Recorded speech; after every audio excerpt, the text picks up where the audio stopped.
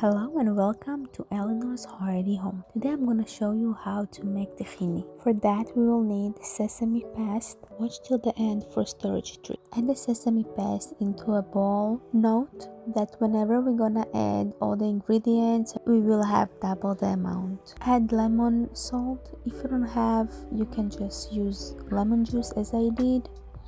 Add salt, garlic powder, stir it a little bit, and add cold water.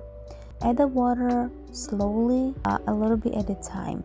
But if you add too much, like I did, that's okay, no worries. We can fix it by adding a little bit more of the sesame paste. Keep mixing it until you're starting to get a white, creamy sauce. Check the texture. If it got a little bit thick, you can add some more cold water to make it a little bit more watery until you get the texture you would like. Taste check. Good.